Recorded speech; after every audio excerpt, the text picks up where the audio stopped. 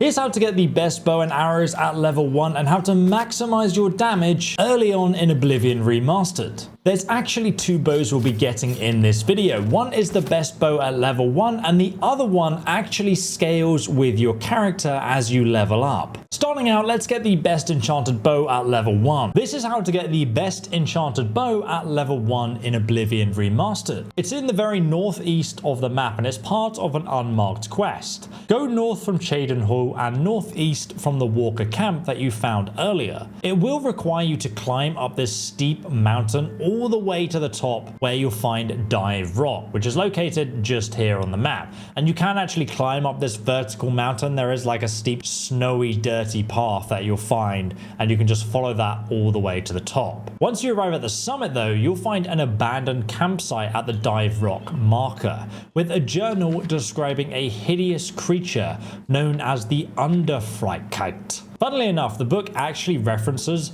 the player's character from Morrowind as well, which is pretty cool. And the horror of Dive Rock can be found just over the peak of the mountain, back down the way you came to the east. If you look over the cliff here, you can see a partially invisible snow troll in the distance. And as a stealth archer, you can aim high above the beast and bring it down without it even getting close enough to aggro and attack you. This makes the battle especially easy with archery. Even if you do go down closer to it, you can kind of just jump on the rocks and it can't even get to you. Obviously, once you do defeat it though, you can head down the cliff, and once you arrive, you'll find Agnar dead beside the beast. And unfortunately, his wife, or at least the bones of what was left of Svenja Snowsong, inside it. This is also where we find Frostworm, the most powerful bow you can get at level 1. And since it's not a leveled weapon, there's no problem in getting it early. Now this unique elven bow does 9 damage and it scales up to 21 damage off our agility and marksman skill. But what makes it so powerful is the frost enchantment, which does 15 frost damage even at level 1. And the combined damage is higher than any other weapon you can get this early on in the game. It's also important to note that the magic enchantments do not benefit from the sneak attack multipliers, but they do ignore the enemy's armor. We can also use the enchantment of this weapon 22 times before we need to go and recharge it. And most magical shops will recharge your items for you, or you can just use soul gems. Now before I show you how to boost the damage on this bow even further, let's check out the next weapon, the Bound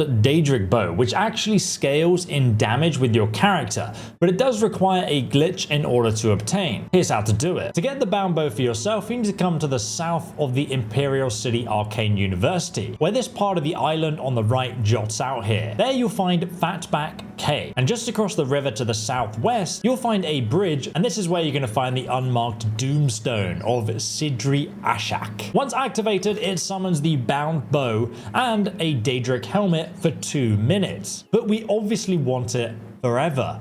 So to unlock it forever, we must fire a few arrows from the bound bow, and that's going to damage the bow slightly. And then we can see that the bow has 99 health left, which means we can now use a repair hammer to repair it. So if we click on our repair hammer and repair the bound bow, we can now unlock the option to drop it on the floor, which normally shouldn't be possible. But if we drop it on the floor and then wait an hour for the Doomstone effect to actually wear off, it will make the sound of the bound bow disappearing, but really it's still on the floor. And now if we pick it up off the ground, we can keep it forever. Now I'm going to tell you several different steps you can do to increase the damage on your bow. Step 1 is to level up your marksman skill to level 100.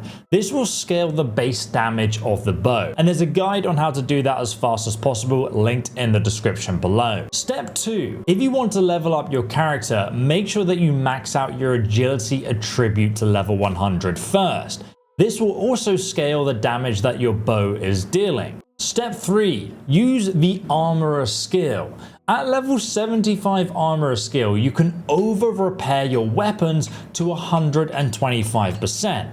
And yes, this even works with the bound bow. Doing this will increase the weapon's base damage, which will also boost your sneak attack damage even further too. Step 4, you can also enchant your weapons or even use alchemy to create powerful poisons that you can apply onto the arrows. Step 5. Level up your sneak skill to level 100.